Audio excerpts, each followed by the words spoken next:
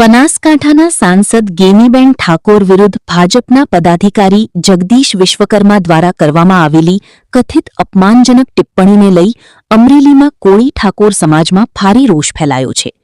આ મુદ્દે સમાજના આગેવાનો મોટી સંખ્યામાં એકઠા થઈ જિલ્લા કલેક્ટરને આવેદનપત્ર પાઠવી વિરોધ નોંધાવ્યો હતો। સમાજના પ્રતિનિધિઓએ જણાવ્યું કે આ પ્રકારની ટિપ્પણી માત્ર એક વ્યક્તિ નહીં પરંતુ સમગ્ર નારી શક્તિ અને સમાજની લાગણીને ઠેસ પહોંચાડે છે। આવેદનમાં માંગ કરવામાં આવી છે કે જગદીશ વિશ્વકર્મા જાહેરમાં માફી માંગે અને તેમના વિરુદ્ધ કડક કાર્યવાહી કરવામાં આવે। સાથે જ ચેતવણી આપવામાં આવી છે કે જો યોગ્ય પગલાં લેવામાં નહીં આવે તો સમગ્ર ગુજરાતમાં ગાંધી ચિંધ્યા માર્ગે ઉગ્ર આંદોલન કરવામાં આવશે। સમાજના આગેવાનો દ્વારા આ મુદ્દે સરકાર પાસે તાત્કાલિક હસ્તક્ષેપ કરવાની માંગ પણ ઉઠાવવામાં આવી છે। રિપોર્ટર મૌલિક દોશી, અમરેલી।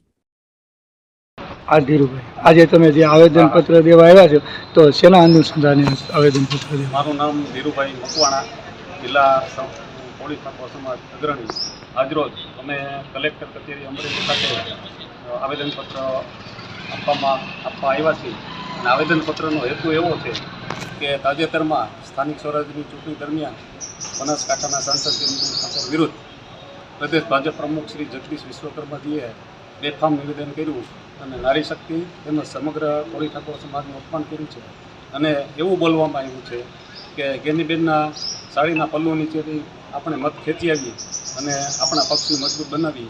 આ શબ્દોને અમે સખત રીતે વખોડી છીએ અને જ્યાં સુધી જગદીશ વિશ્વકર્માજી આ શબ્દોની જાહેરમાં માફી ન માગે અને સમાજની પણ માફી ન માગે ત્યાં સુધી અમારી લડત શાંતિથી અને ગાંધીજીને માર્ગે અને આગળ જતા ઉગ્ર સ્વરૂપે અમે સમગ્ર ગુજરાતની અંદર આંદોલન કરશું। એના માટે માનનીય કલેક્ટર સાહેબને આવેદનપત્ર સરકાર સુધી પહોંચાડવા માટે અમે આ પ્રતિનિધિ મંડળ અમરેલી જિલ્લાનું